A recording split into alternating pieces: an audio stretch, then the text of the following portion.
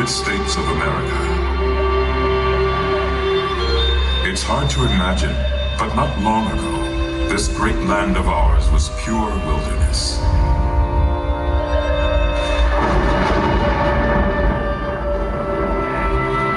A place where millions of bison roamed freely throughout the plains.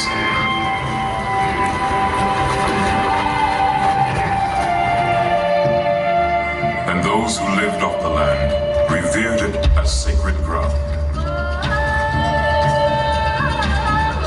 Yet this country would face a dramatic change, quickly becoming the most advanced nation in the world, in technology, in peace, and in power.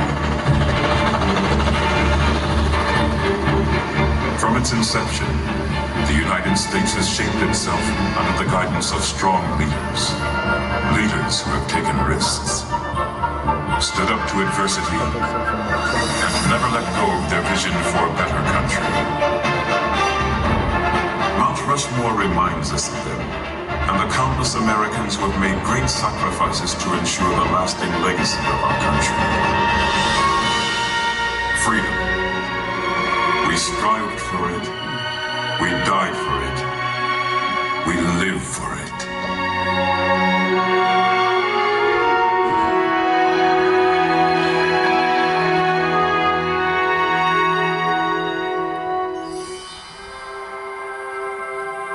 The year was 1923. The place, the Black Hills of South Dakota. State historian Doane Robinson proposed that these granite outcroppings could be the site of an enormous monument dedicated to the heroes of the West, such as Lewis and Clark and Chief Red Cloud. But commissioned sculptor Gutzon Borglum had a different concept in mind.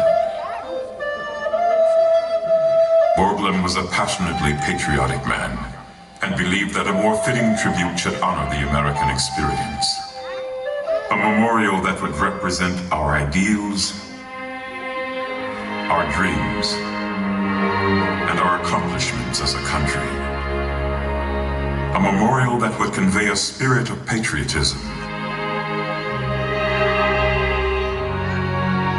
Borglum chose his canvas carefully, the giant granite rock face of Mount Rushmore. And in 1927, work on the mountain began.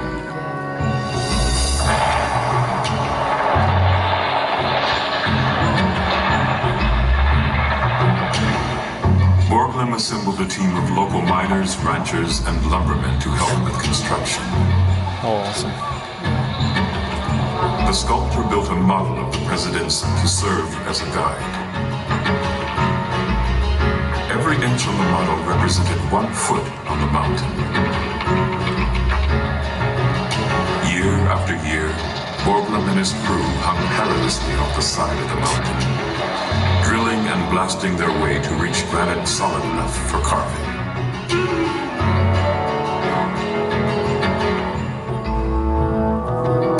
It took 14 years and nearly $1 million to complete the 4 60-foot faces. And even though the sculptor did not live to see the very final touches put into place, he was able to carry out his vision. 4 great Americans immortalized in stone, symbolizing the democratic society in which we live, the struggle for our independence, the fight for our freedom, and the sacrifices we have made since our country began more than 200 years ago.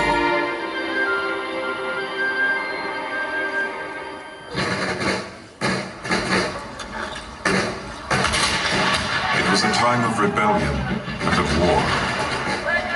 It began as an uprising against British rule and turned into a full-fledged crusade for personal freedom and national independence. The American Revolution. From 1775 to 1783, up to 250,000 patriots engaged in battle. Even during the toughest times, when the Continental Army seemed undisciplined and ill-equipped, one man's courage and determination ultimately led the troops to victory over the British. the future father of our country, George Washington.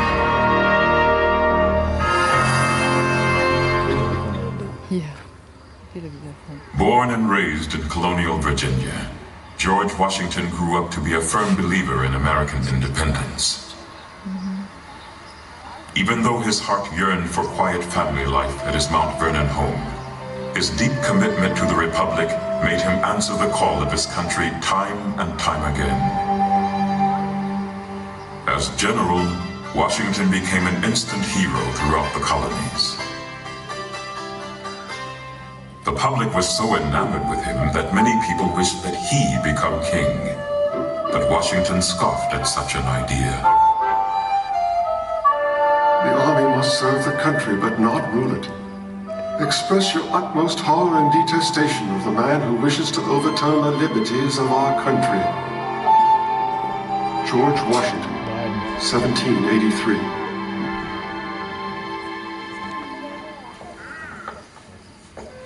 It was this kind of insight and integrity that made him the perfect person to oversee the creation of a new federal government. With no blueprint to follow, Washington kept the colonies united and on course during the infant years of this nation. And after ratification of the Constitution, when he was unanimously elected first President of the United States, Washington was keenly aware that he was laying down the framework for future presidents to follow. Washington's legacy is that of a man who was first in war, first in peace, and first in the hearts of his countrymen. In his inaugural address, he spoke of the task that lay before this new nation. The preservation of the sacred fire of liberty and the destiny of the Republican model of government are justly considered as deeply, perhaps as finally staked, on the experiment entrusted to the hands of the American people.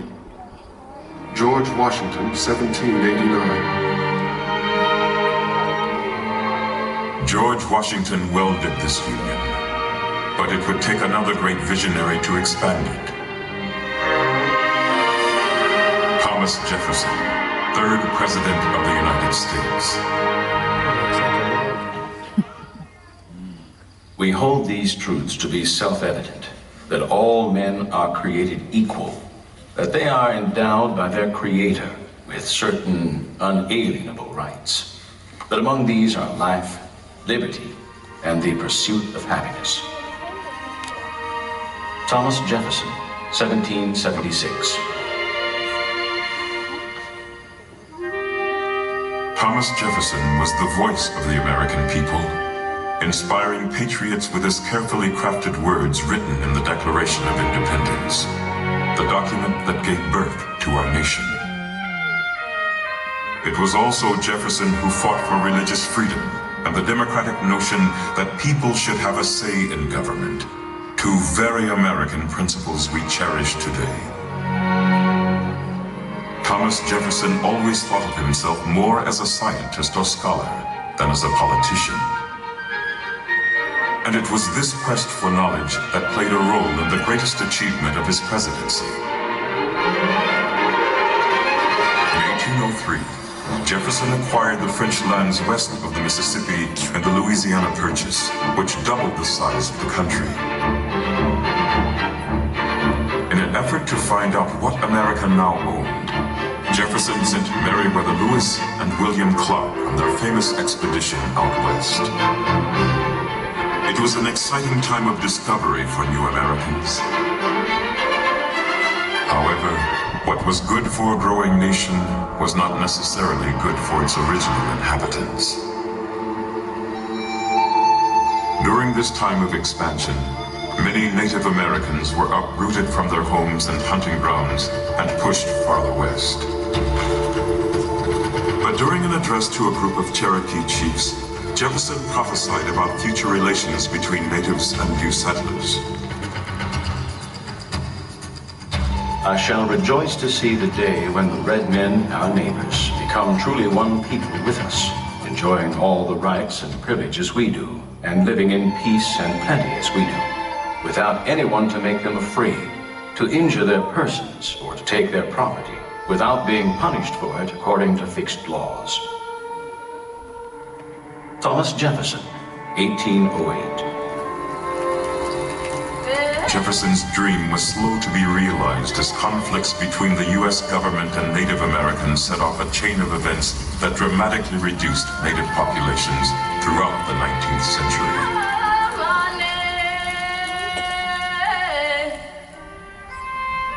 Thomas Jefferson believed in the promise of America and had faith in the American people.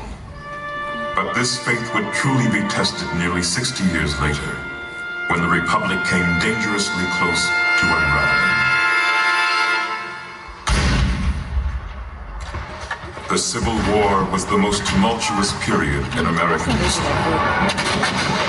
The differences between the states had deeply divided a nation, pitting brother against brother on American soil.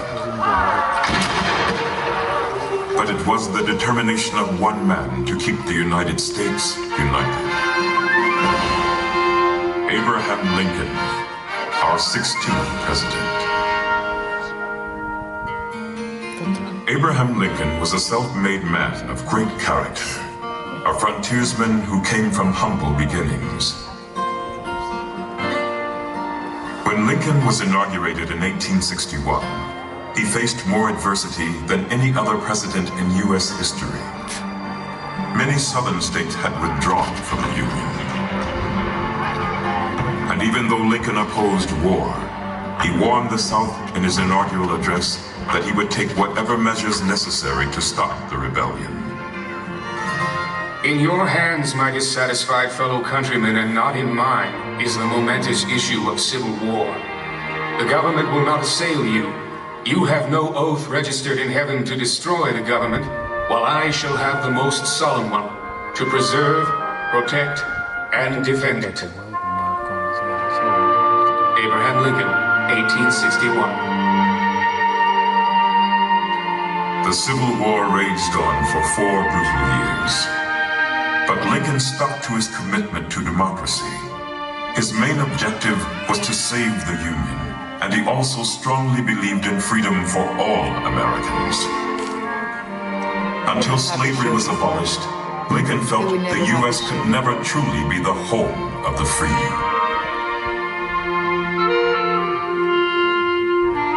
Lincoln's Emancipation Proclamation began the process that ended the evils of slavery forever.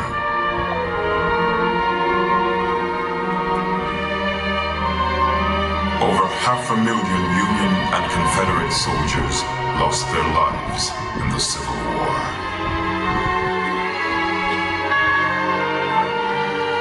But during his famous Gettysburg Address, Lincoln reminded the American people what this war was really all about. That we here highly resolve that these dead should not have died in vain, that this nation under God shall have a new birth of freedom, and that this government of the people, by the people, for the people, shall not perish from the earth. Abraham Lincoln, 1863. Over the next 50 years, the United States would go through a dramatic transformation.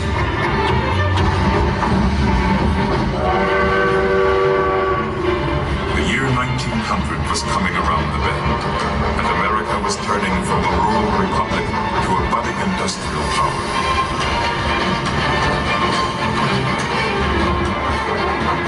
It was clear that this new century, which burst with hope, needed a fresh start and a fresh approach.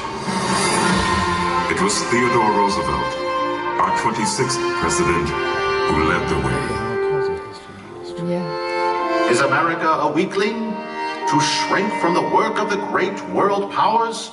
No! The young giant of the West stands on a continent and clasps the crest of an ocean in either hand. Our nation, glorious in youth and strength, looks into the future with eager eyes and rejoices as a strong man's run a race. Theodore Roosevelt, 1897. He was energetic, he was robust, and he was eager to show the world that America was a force to be reckoned with. Theodore Roosevelt believed in the strenuous life.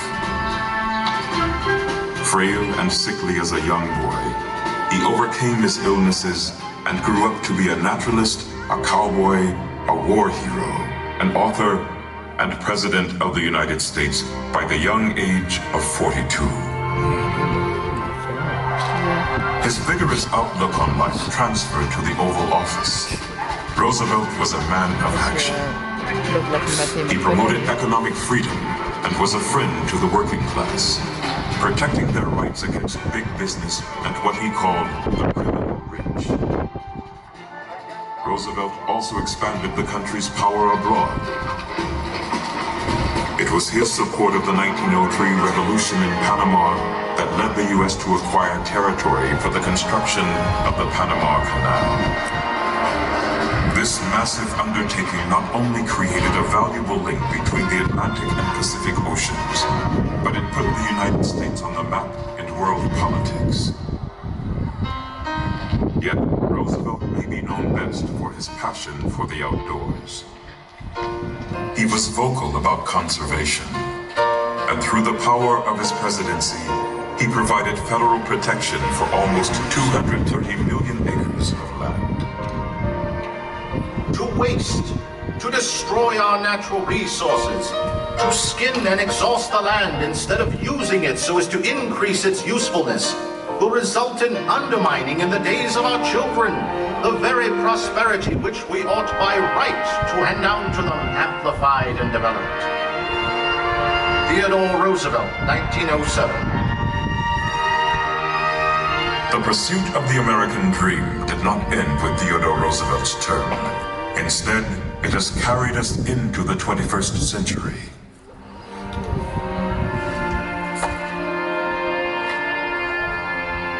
Throughout history, countless Americans have made great sacrifices so that we can enjoy the freedoms of this land. The only thing we have to fear. I have a dream today. Ask not what your country can do for you. The same freedoms guaranteed in our Constitution and Bill of Rights. The same freedoms millions of people have sought since the first immigrants arrived over 200 years ago.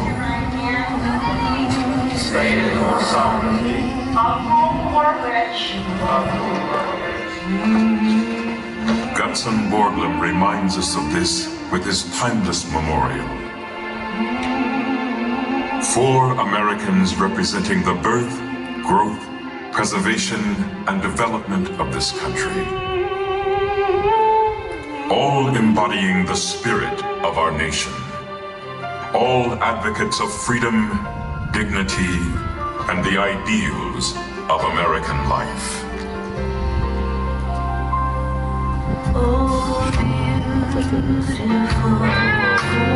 spacious skies, for amber waves of rain, for purple mountain majesties above the fruited plain.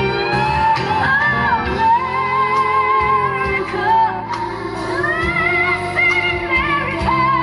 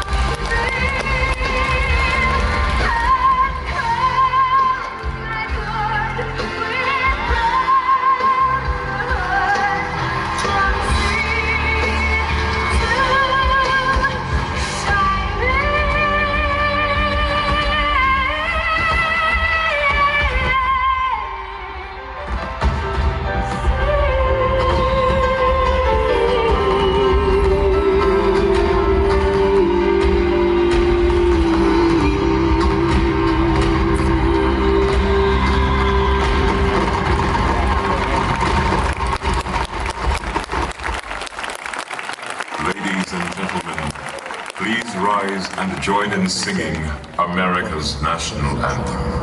Oh, they can see our lungs bleed right. What's proudly we hailed at the twilight's last gleaming, whose broad stripes and bright stars through endless fight. Oh, the ramparts they watched were so gallantly streaming, and the rockets rang the singing it grew through the night that our flag was still there. Oh, sailors and star-spangled banner yet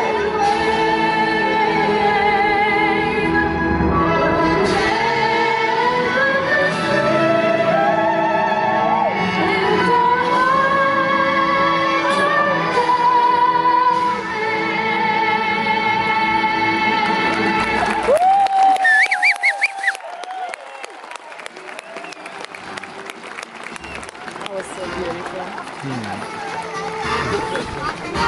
Hindi alam kung ano mas magmamahal ako. Hindi alam that mas around. Upside down in the head.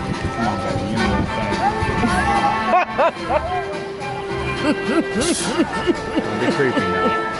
Stop it, see? The thing, you know the thing. This is amazing, this way. See, baby? Just the one man who made this and inspired the nation. And he left a lasting legacy because of one man's vision.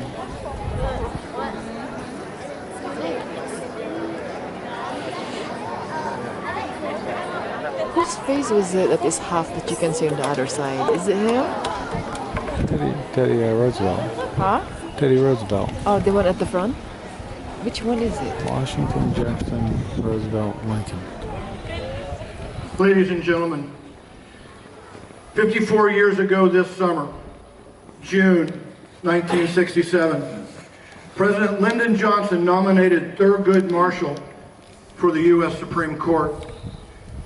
The U.S. Senate confirmed his nomination on August 30th, 1967, making Thurgood Marshall the first black Supreme Court justice. He held that position for 24 years. One of my favorite justice